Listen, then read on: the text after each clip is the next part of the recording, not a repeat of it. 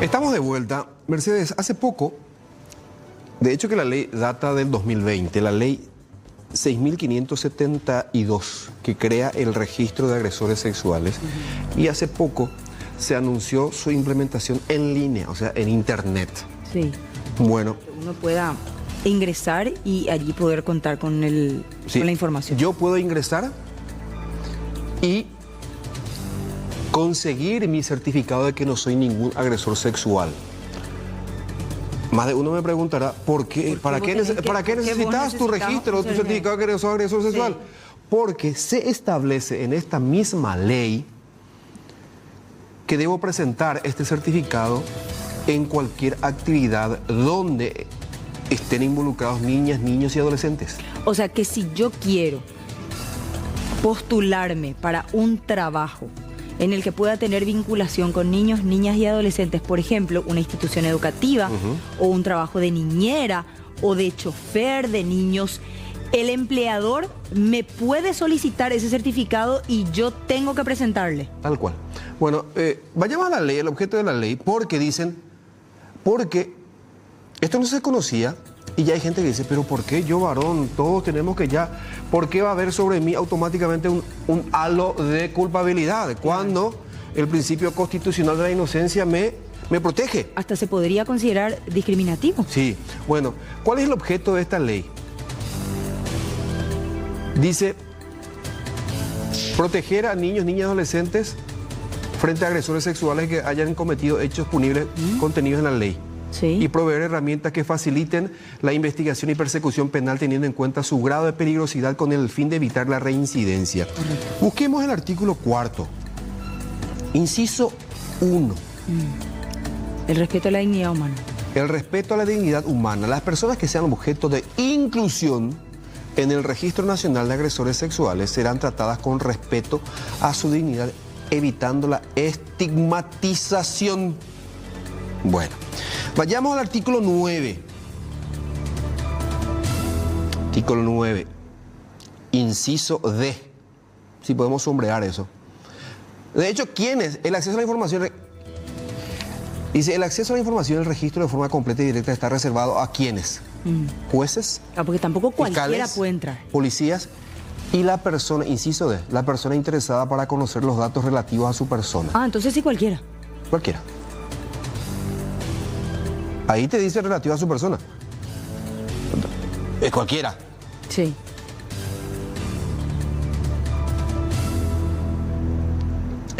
Y el punto A, donde dice que el Poder Judicial a través de jueces, tribunales...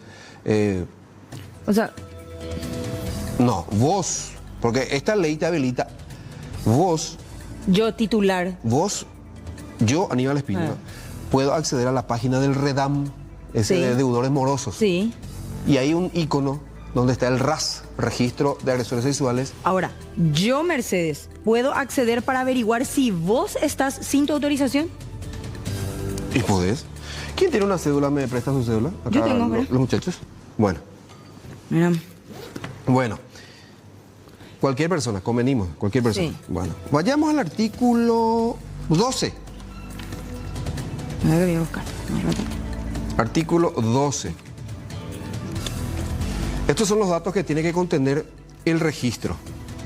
Nombre, apellido, apodo, seudónimo, sobrenombre, fotografía actualizada del condenado, dirección del domicilio en el que residirá una vez en libertad.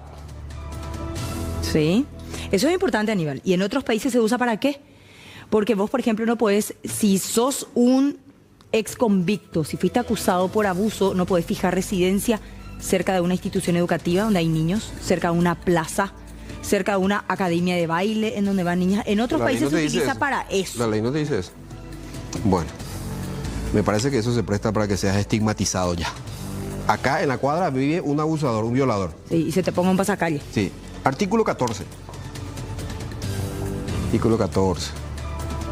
Del certificado del Registro Nacional de Agresores Sexuales de Niños, Niñas y Adolescentes. Toda persona que trabaje en forma directa o indirecta con niñas, niños y adolescentes debe contar con un certificado expedido en forma gratuita y en línea por el registro con vigencia de 6 meses, en el cual se consignará si la persona se encuentra o no registrada como agresor sexual. Inciso 15 Artículo 15, inciso K, bien abajo. Dice, ahí pues figura, vayamos de vuelta. Aquellas. 15. Están obligadas a requerir el certificado las siguientes instituciones: colegios, escuelas, institutos, guarderías, escuelas de arte, escuelas deportivas, instituciones religiosas, asociaciones, fundaciones, ONGs. Eso me parece súper bien. Todo bien. Sí. Funcionarios de instituciones nacionales, departamentales. Abajo, aquellos casos que ameriten certificación. ¿Y cuáles son? ¿Y todos los anteriores? O sea, ¿para qué aclaran? Con el inciso K se abre el espectro. Exacto, ¿para qué aclaran todos los anteriores y al final cualquiera puede solicitar? Se abre el espectro. Artículo 20. De las prohibiciones. Dice, no podrán celebrar contratos de trabajo o de prestación de servicios bajo ninguna modalidad establecida en las leyes vigentes sin solicitar previamente el certificado del Registro Nacional de Agresores Sexuales, y tiene prohibido contratar a aquellas personas que se encuentran incluidas en el mismo.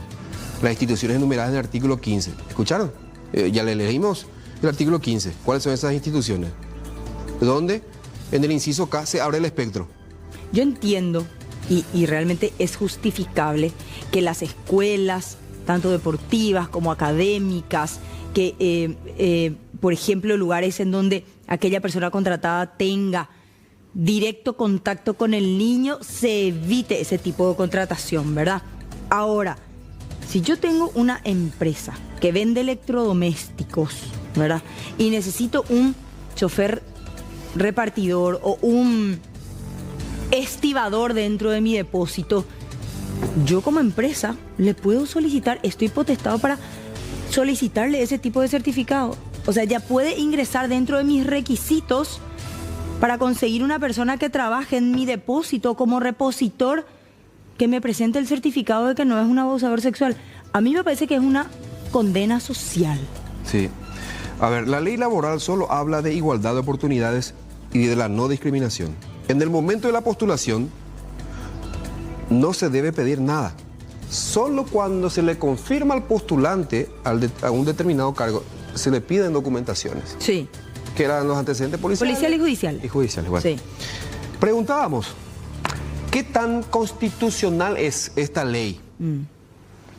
Y conversamos con Eduardo Escobar, uno de los viceministros del Ministerio de la Niñez y de la Adolescencia. Escuchen su explicación. ¿No viola el principio de inocencia? No, en absoluto, Aníbal, ¿verdad?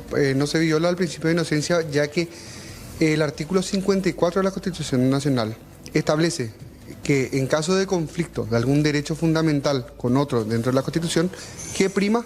Prima el interés superior del niño. Así es que no hay luego ninguna discusión posible de carácter constitucional, ¿verdad? En este caso también podría ser afectado, por ejemplo, el derecho a trabajar, ¿verdad? Pero no, vos no podés trabajar con un niño si fuiste condenado por abuso sexual, por ejemplo, ¿verdad? Esos son los ejemplos que nosotros estamos buscando instalar y es una herramienta de protección para los padres. Si yo quiero contratarle a un transportista escolar, ¿verdad? Para que le lleve a mi hijo, yo le puedo pedir, por favor, mostrame tu constancia de no estar en el registro de agresores sexuales.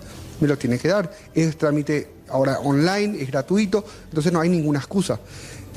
O yo le quiero llevar a una escuela de fútbol. Le puedo pedir al profesor de la escuela de fútbol que la constancia, ¿verdad? Entonces no hay ningún tipo de inconstitucionalidad. Es más, veámosla como una herramienta de protección para la niñez y la adolescencia.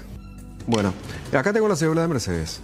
En esos casos en particular que explica justamente el viceministro me parece perfecto, que es todo lo que vemos allí que desglosa. Ahora, en ese último punto en donde dice aquellos casos que ameriten certificación, en donde el espectro se abre impresionantemente a cualquier rubro que no necesariamente esté vinculado con un niño, una niña o un adolescente. No sé, me parece que los tanto hombres como mujeres tienen que lidiar con una premisa latente de que uno es abusador y si no lo sos tenés que demostrarlo. Ahora. No defiendo a los abusadores con eso, no quiero que se malinterprete, pero tampoco me parece... Me parece que la ley es muy laxa, se presta mucho a confusiones y a manipulaciones. Y da a entender de que no existe la posibilidad de una rehabilitación, de que no existe una posibilidad de una reinserción, ¿verdad? O resocialización. O de resocialización, exactamente. Bueno, ¿cómo uno puede, ingresando al REDAM, ir a ese icono del RAS? Sí, porque a mí el canal me puede pedir ahora mi certificado de no ser una abusadora sexual. ¿Cómo yo hago? Bueno, Introducís tu número de cédula y acá figura tu número de cédula. Acá atrás hay dice, si puedes acercarte, ID, identificador. ID PRI. Sí, y ingresas todos esos números. ¿Cuántos? A ver, entre letras son 5 letras. Son varios, Y es más o menos tu mismo número de cédula y todo eso, ¿verdad? Y ahí te sale de que sos o no sos. Y ahí en PDF, y eso imprimís. Pero, digo, ¿te empezó vos, Mercedes? Sí, viste qué linda que salí. Bueno, al margen. Bueno, pero ¿qué pasa? Si alguien, una persona malintencionada, tiene mis datos, tiene mi cédula, de ambos lados, y yo precisamente cometí el delito de abuso sexual, ¿compurgué mi pena? ¿Estupro, por ejemplo, está dentro de lo considerado como abuso sexual? Para mí que no. Cumplí mi pena y al solo efecto... ¿Cumpliste tu condena? ¿Querés rehacer tu vida? Y al solo efecto de destruirme, ingresa, obtiene... Y te escracha. Y me escracha. Y esa posibilidad existe, ¿verdad? Porque tampoco es muy difícil la extracción de ese dato. Porque a pesar de que yo haya cumplido mi pena, yo en el registro de abusadores sexuales, agresores sexuales, voy a figurar de por vida. De por vida. Ni aunque hayan pasado 50 años de aquel hecho, o que hayan transcurrido 20 años del compurgamiento de mi pena, igual voy a seguir. Escuchen lo que explicaba también Verónica Argüello, quien es otra de las viceministras del Ministerio de la Niñez y de la Adolescencia. No, porque la información es clara también en ese sentido. Si la persona no está, bueno, dice específicamente no se encuentra. Pero si está, lo que hace también, ¿verdad? Tiene que ir a aclarar la situación en la oficina del Poder Judicial. O sea, y existen niveles también en relación al acceso de la información, ¿verdad? Evidentemente los operadores del sistema judicial tienen más información de la que tendría una persona que está haciendo el trámite por cuenta propia, ¿verdad? Entonces, en ese sentido es importante también esto. Es una medida de protección, ayuda a la prevención, a prevenir cualquier tipo de situación que conlleve un contacto de niños, niñas, adolescentes con personas que ya son condenadas, condenadas con ejecución, digamos, con condena firme y ejecutoriada, son las que ingresan a este registro. Y una vez ingresado en el registro nunca más se sale. Bueno, la ley habla también de una situación de que el registro es permanente. El registro es permanente. El Código de Ejecución Penal, Mercedes, establece para otro tipo de hechos punibles que transcurrido cierto tiempo del compurgamiento de la pena, desaparece tu antecedente como ladrón, como... Sí. Creo que es 10 años después de... No, depende del tipo penal. Depende. Sí. Pero se te borra. En este caso en particular, nunca más salís de ese registro. Ahora, Mercedes, déjame terminar con eso. Sí. Ahora, tanto la Fiscalía como el Poder Judicial, en este tipo de casos, tienen que ser mucho más puntillosos a la hora de investigar. Porque recientemente tuvimos un caso en que terminan procesando a un papá señalado de abusar de su bebé, cuando en realidad después se comprobó que las irritaciones que tenía la bebé en las partes íntimas era producto de el pañal. Somos padres, por supuesto que tenemos hijos, y lo que menos queremos es un abusador cerca de ellos. Los padres cuidamos y protegemos a nuestros hijos, pero tampoco podemos pretender que todo aquel que se acerque a ellos o cualquier persona que roce con ellos sea un abusador en potencia y que tenga que demostrar que no lo es para que se gane nuestra confianza. Hay cuestiones para las cuales sí tendrían que justificar por trabajos específicos que realizan, pero no necesariamente para vivir una vida normal uno tiene que andar por la vida certificando que uno no es un abusador. A eso vamos, al otro extremo, que se parece que se está considerando en este caso en particular.